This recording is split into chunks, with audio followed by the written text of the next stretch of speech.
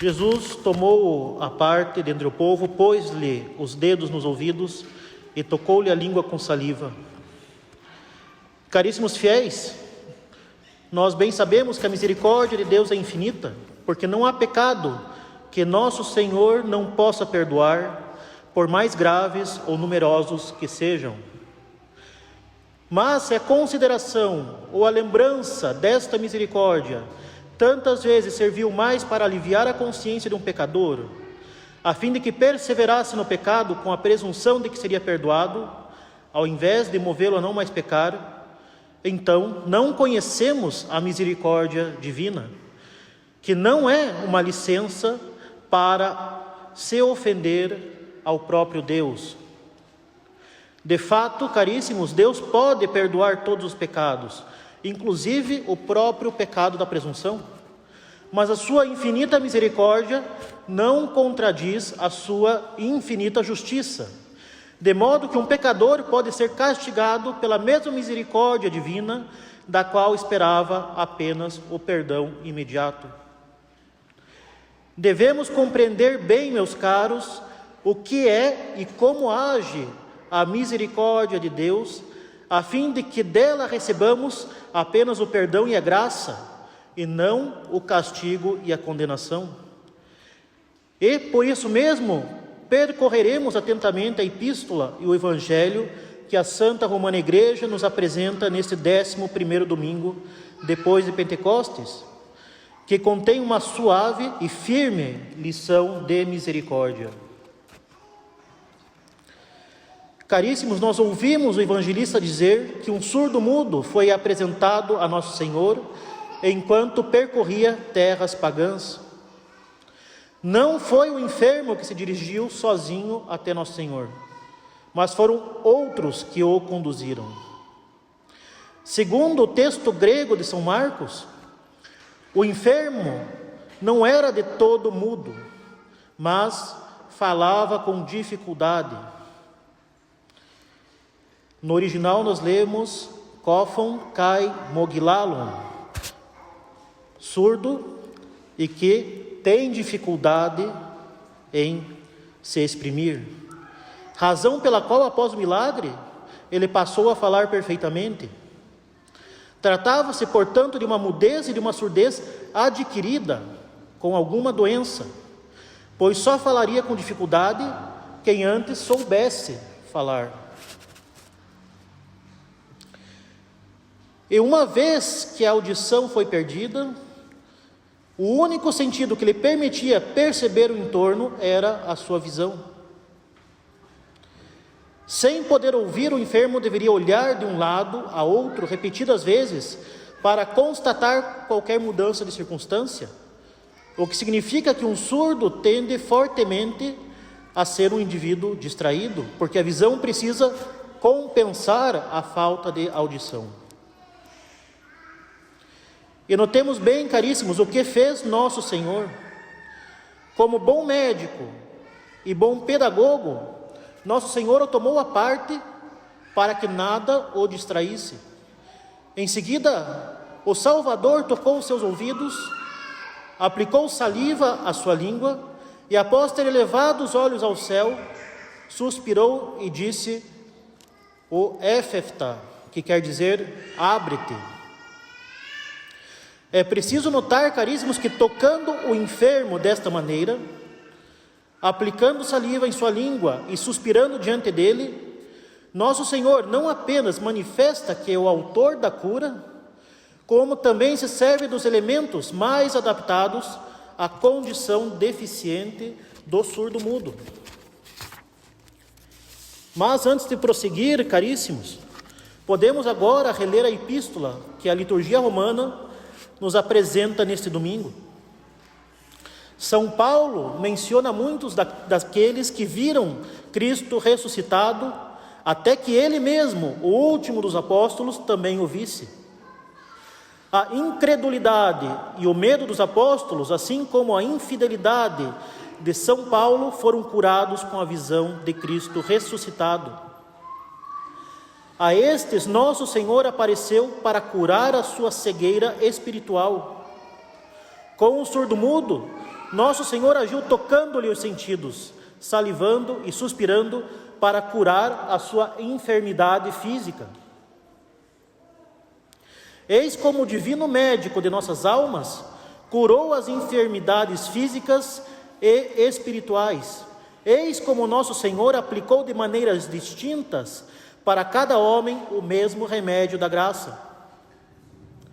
Podemos perceber, meus caros, na epístola e no evangelho, a condescendência do Salvador para com os enfermos que devia curar, seja os doentes de alma, seja os doentes de corpo. Mas se Ele nos dá a graça de uma aparição, ou se Ele nos toca com seus dedos, nosso Senhor sempre vem ao nosso encontro.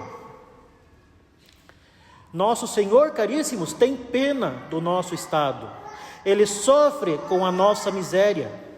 E nisto mesmo consiste a misericórdia. Ela é uma comiseração, um condoer-se com a miséria do próximo, como se fosse sua, procurando todos os meios de afastá-la, como a teria afastado de si mesmo.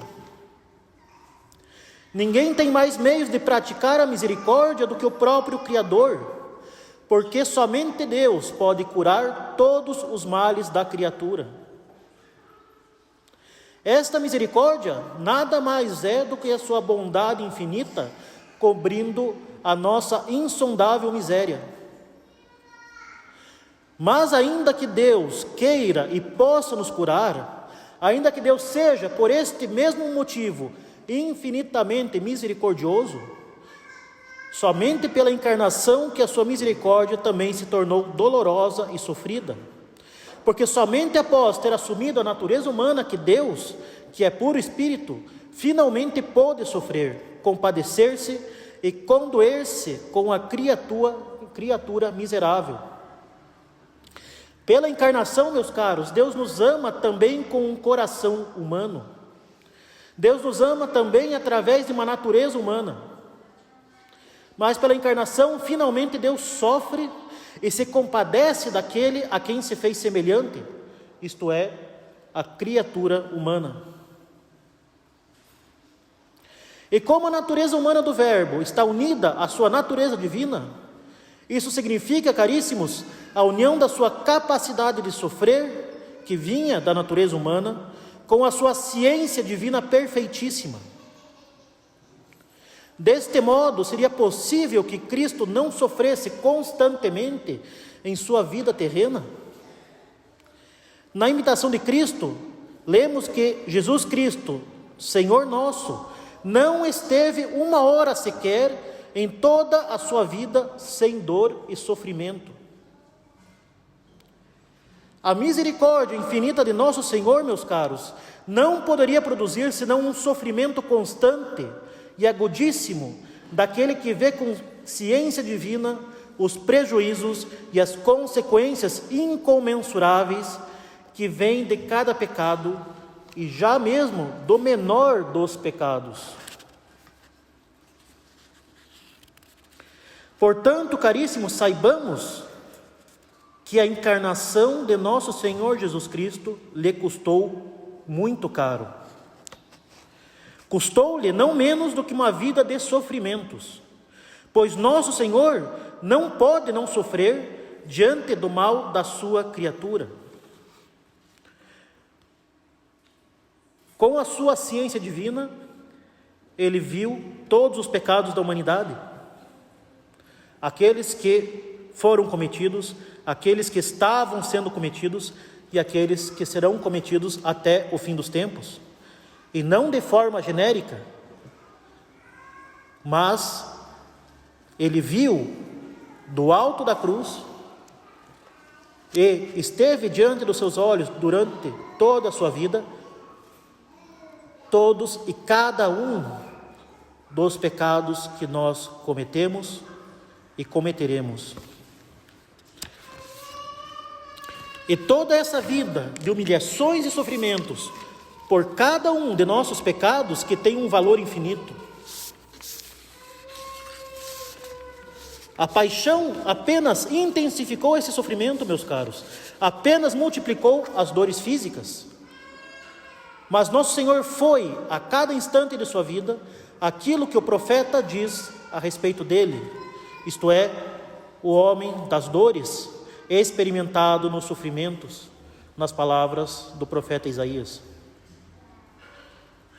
Se para nos manifestar a sua misericórdia infinita, caríssimos, nosso Senhor viveu uma vida que foi sofrimento, a presunção da misericórdia divina é, sem dúvidas, um pecado que ofende particularmente a Deus.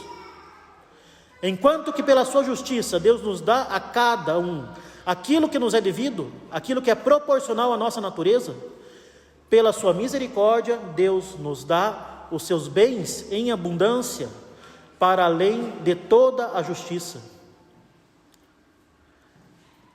Ofender a misericórdia, portanto, é mais grave do que ofender a justiça.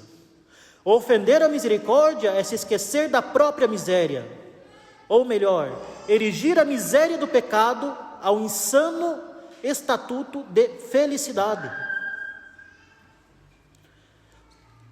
Ofender a misericórdia é uma loucura sem tamanho, é escolher para si apenas os deleites e alegrias desordenados do pecado, enquanto Deus escolhia para si na encarnação as dores e os sofrimentos.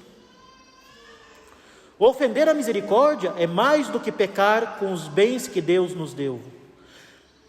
Ofender a misericórdia é muito mais do que pecar com os bens que Deus nos deu, caríssimos, porque tudo o que temos, recebemos do nosso Criador. Ofender a misericórdia é mais do que pecar com os bens que Deus nos deu, é pecar com a graça, é desprezar a graça, o que é muito mais grave do que pecar com as criaturas. Ofender a misericórdia pelo pecado da presunção é cometer um pecado que sequer Lúcifer e seus anjos cometeram, pois os demônios pecaram apenas uma vez antes da condenação, enquanto que os pecadores presunçosos da graça tornam a ofender a Deus, apesar dos constantes apelos que Deus lhe faz pelas graças que lhes manda para a sua conversão. Ofender a misericórdia é desprezar, pisar, escarnecer o sacrifício de nosso Senhor, jogar fora o sangue que Ele derramou por nós. Seu pecado é a nossa pior miséria, caríssimos. Não existe miséria pior do que rejeitar a cura, do que rejeitar a graça, do que rejeitar a misericórdia. Por esta razão, ouvimos no Evangelho que o surdo-mudo foi conduzido até nosso Senhor. De uma certa maneira, o surdo-mudo também era paralítico, na medida em que precisava da ajuda dos outros para se aproximar de nosso Senhor, porque sozinho não conseguiria. Portanto, meus caros, precisamos nos guardar da presunção, pois o seu efeito é a dureza de coração. Quanto mais alguém resiste à graça e rejeita a misericórdia, mais difícil e mais custoso será o arrependimento. O católico que atrasa a sua confissão, caríssimos, para poder aproveitar durante mais tempo o seu estado de pecado, para mendigar durante alguns dias, meses, ou quem sabe anos, as falsas alegrias do seu pecado, este católico arrisca não conseguir se confessar quando a ocasião se apresentar, porque o mesmo demônio que nos tenta a presunção, depois nos tentará ao desespero e à vergonha. O desespero e a presunção andam juntos. Claro, no final, um deles ganha, mas ambos conduzem ao mesmo inferno. Não há absolutamente nada a ser aproveitado com o atraso da confissão. O que o pecador diz aproveitar consiste, na verdade, na ofensa a Deus. Ele se compraz em ofender nosso Senhor. O presunçoso se assemelha ao soldado que feriu o lado de nosso Senhor. Não satisfeito de vê-lo morto, quis ainda assim continuar a ofendê-lo. A presunção da misericórdia, assim como o golpe da lança, fere diretamente o coração de Deus. E é isso o que fazemos quando persistimos no pecado mortal, sem nada fazer para sair dele.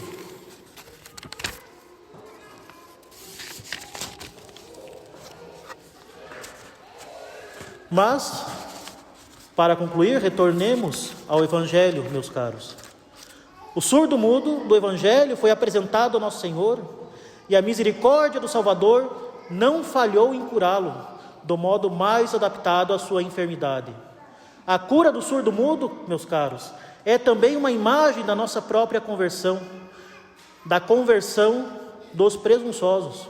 Aquele que antes tinha fechado os ouvidos à palavra de Deus, depois da cura voltou a ouvir a pregação da doutrina. Aquele que antes havia emudecido para o bem, depois da cura se pôs novamente a falar com retidão. Pois aquele que reza diz palavras puras e honestas e edifica o próximo. Mas o surdo-mudo não teria sido curado se rejeitasse ficar a sós com nosso Senhor, se não quisesse olhá-lo, se não deixasse que ele o tocasse e, sobretudo, que lhe aplicasse saliva. Do mesmo modo, São Paulo não teria sido curado da incredulidade se fugisse da visão de Cristo. Como os judeus haviam tampado os ouvidos enquanto Santo Estevão narrava a sua visão do céu. E naquela ocasião, bem sabemos, o então Saulo estava presente.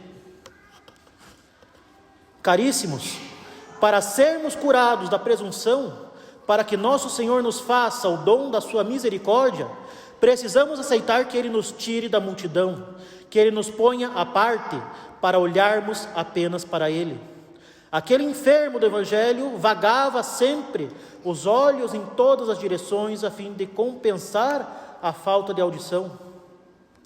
Nós também devemos cessar de vagar os olhos nas criaturas, como quem espera um dia encontrar alguma criatura que lhe dê felicidade plena neste mundo. E isso é uma loucura, uma mentira do demônio, que é o pai da mentira. Nada vai satisfazer nesse mundo a nossa sede de felicidade eterna. Devemos fixar nossos olhos em nosso Senhor, não rejeitando as graças que a providência nos dá.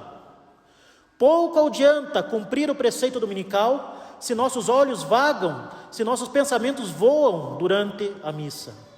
Pouco lucramos se nossos lábios dizem uma oração, enquanto a visão ou a imaginação não estão recolhidas e concentradas na oração. Pouco tiraremos proveito se vemos a nossa vida espiritual como um checklist de práticas. Deus vem ao nosso encontro, Ele está junto de nós, Ele se deu a nós em seu corpo e em seu sacrifício aqui na Santa Missa. Ele está conosco no sacrário. A sua misericórdia sempre virá do modo mais adequado à nossa miséria, e não há miséria que Ele não possa curar. Por outro lado, nós também devemos ir ao encontro de nosso Senhor, fixando os olhos nele e deixando que seus dedos divinos, que representam a ação do Espírito Santo, toquem as nossas enfermidades. E nenhum meio é mais eficaz para se olhar a nosso Senhor do que a meditação, da qual provém uma verdadeira iluminação da inteligência, e a partir da qual aceitaremos os remédios da graça pelas boas resoluções. Quem medita vê a luz de Deus. Quem não medita não vê esta luz e vaga, perdido, pronto para dar com a cabeça na parede. Quem medita quer ser curado. Quem não medita rejeita o meio mais eficaz para se extirpar as raízes do pecado na alma. Caríssimos, dentro de instantes, a hóstia e o cálice serão elevados pelo sacerdote para a adoração dos fiéis. Quantas vezes vimos esta cena divina? Quantas vezes vimos Deus sob as espécies eucarísticas renovando o santo sacrifício do Calvário. Mas se ainda somos surdos mudos, se ainda tardamos para ouvir a voz da graça e nos calamos para as boas palavras, preferindo aquelas conversas que ferem a caridade e a pureza, é porque olhamos para nosso Senhor apenas com os olhos da carne, enquanto nosso espírito permanece inquieto, distraído, vagando em pensamentos exteriores ao santo sacrifício. Mas é próprio da misericórdia de Deus nos dar a sua graça para além dos nossos méritos e dos nossos pedidos, como diz a Santa Igreja na coleta da missa de hoje. Devemos olhar para nosso Senhor, ou como dizia Santa Elizabeth da Trindade, devemos ficar só com o só. Devemos procurar a solidão com o nosso único necessário, pois a consideração do seu amor infinito nos fará, finalmente, detestar aqueles pecados pelos quais ainda hoje nutrimos afeto. É justamente olhando para nosso Senhor que nós poderemos ver o bem supremo e como não há nada que supere o bem que é o próprio Deus. E assim nós largaremos o nosso pecado de estimação. Deixaremos de vagar de prazer em prazer, atordoados nesse vai e vem entre a presunção e o desespero,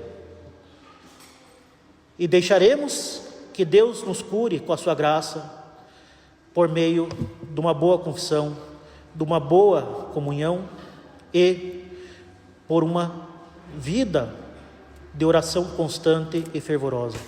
Louvado seja o nosso Senhor Jesus Cristo.